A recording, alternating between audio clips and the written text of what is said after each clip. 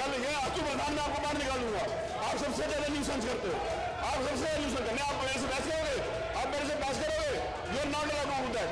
ना मैं आपको पूरे सदन के लिए, पूरे सत्र के लिए बाहर निकालूंगा। मैं अतुल प्रधान को इंगित करता हूँ, इनको बाहर निकाल दीजिए, इनको बाहर निकाल दीजिए, चलिए बाहर। और इनको पूरे सत्र के लिए बाहर निकाला जाता है। जो हमारे साथ कल हुआ वो आपने सबने देखा। हम लोग किस विषय को उठा रहे थे?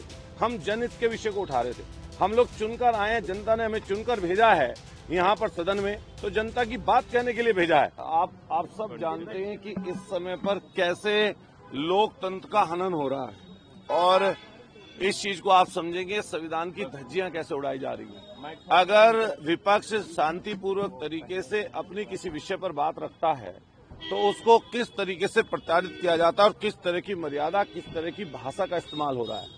जहां देश में आप देखेंगे और देश के स्तर पर देखेंगे तो कैसी अमर्यादित भाषा जिन्होंने संविधान दिया, जिन्होंने दबे कुचले लाचार शोषित वंचित पीड़ित वर्ग को एक ऐसा दस्तावेज दिया जिनसे उन्हें इंसाफ मिलने का काम हुआ, उनके साथ इस तरह का व्यवहार और इस तरह की भाषा बोलना मैं समझता हूं कहीं शोभनीय नहीं है।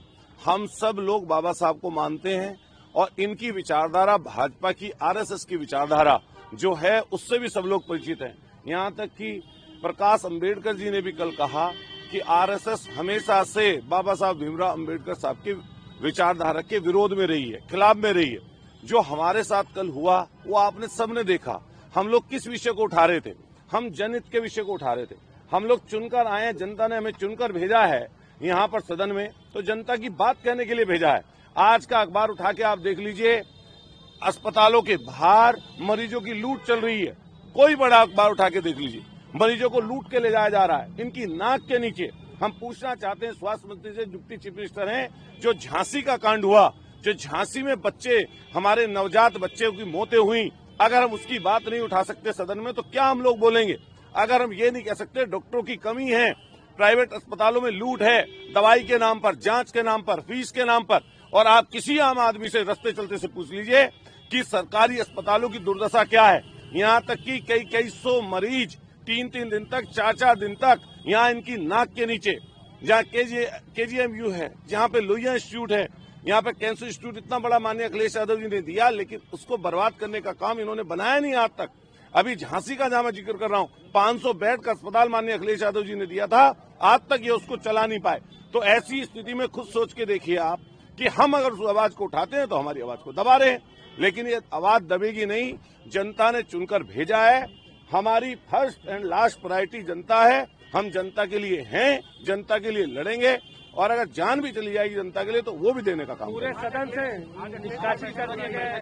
यादव जी के नेतृत्व में माननीय अखिलेश यादव जी ने, राष्ट्रीय अध्यक्ष जी ने आज मीटिंग बुलाई है। हम लोग उसमें शामिल होने जा रहे हैं। पार्टी की तरफ से समय समय पर जो दिशा निर्देश मिलते हैं हम सब लोग उनको मानते हैं। अभी जो दिशा निर्देश पार्टी की तरफ से होगा उस पर हम लोग लड़ाई लड़ेंगे। डॉक्टर अम्बेडकर को लेकर जो केंद्रीय गृह मंत्री अमित शाह की टिप्पणी थी, उसको लेकर आप लोग अम्बेडकर का मुद्दा भी विधानसभा में उठा हमारा मुद्दा नहीं, हमारी विचारधारा है वो। उसी विचार पर हम लोग आगे बढ़ रहे हैं। माननीय अखिलेश यादव जी ने कहा साइकिल के 2 पहिए हैं, एक बाबा साहब भीमराव अम्बेडकर जी की विचारधारा से चलेगा और दूसरा पहिया लोहिया जी की विचारधारा से चलेगा। ये जब ही साइकिल आगे बढ़ पाएगी। तो माननीय अखिलेश यादव जी ने कल भी बोला है, आज उसकी बैठक बुला रहे हैं, और निश्चित रूप से इस मुद्दे को जनता के दिलो दिमाग में ये चीज है और आने वाले समय पर जनता इसका हिसाब चुकता चुनाव के माध्यम से करेगी।